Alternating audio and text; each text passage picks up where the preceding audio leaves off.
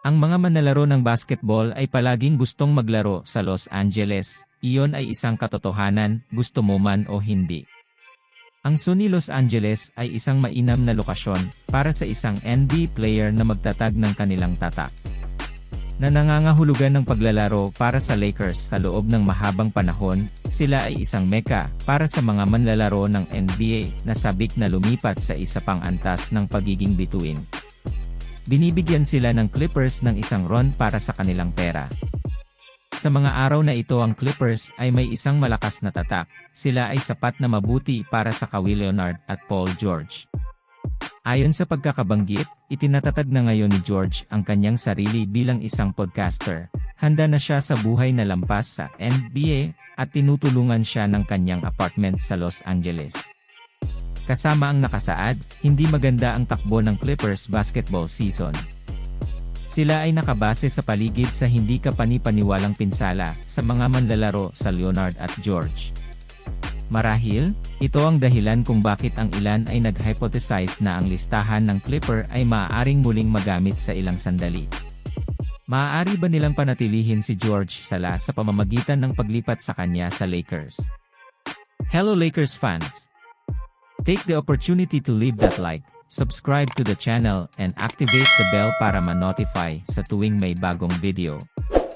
Tinanggap ng Los Angeles Clippers si G. D'Angelo Russell, F. Rui Hachimura, FEC Jared Vanderbilt, GAF, Kim Mamula-Mula, 2,028 first round pick Swapilal 2,029 first round pick Lau, 2,030 first round pick Swap. Tumatanggap ang LA Los Angeles Lakers ng GAF na si Paul George. Na sinabi na ang laki ng merkado ay hindi gaanong mahalaga kaysa dati ay malugod na tinatanggap sa panahon ng social media ang isang manlalaro ay maaaring bumuo ng isang reputasyon para sa kanyang sarili sa anumang NBA club na nagbubukas ng mga bagong opsyon para sa kanyang sarili.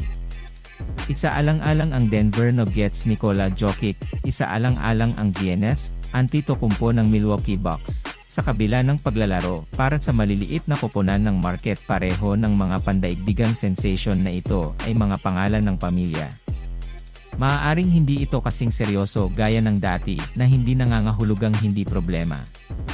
Muli ang mga manlalaro ng NBA ay gustong maglaro sa Los Angeles. Ito ang lungsod ng Los Angeles. Ito ay maaraw na puno ng bituin at napakarilag. Realistically kung pipiliin ng isang manlalaro na maglaro sa isang lugar tulad ng Los Angeles ay matutukoy ng kanilang personalidad, dapat bang pirmahan ng Lakers si Paul George? Ang Lakers ay tumatanggap ng mas mahusay na manlalaro sa trade na ito. Sa pamamagitan ng pagdaragdag kay George, magkakaroon sila ng isa sa pinakamagagandang trio sa NBA. Sinamahan niya sina LeBron James at Anthony Davis sa paggawa ng Lakers na lehitimong titulong challengers. Ipinahihiwatig ba nito na dapat ituloy ng Lakers ang transaksyong ito? Hindi palagi. Kung sila ay mukhang isa sa mga pinakadakilang koponan sa NBA, habang papalapit ang deadline, baka gusto nilang panatilihin ang kanilang draft na pera at mga batang manlalaro. Kung ikukumpara, malamang nakulang ang performance ng Lakers. Posible rin na ipagpatuloy nila ang pagkuha.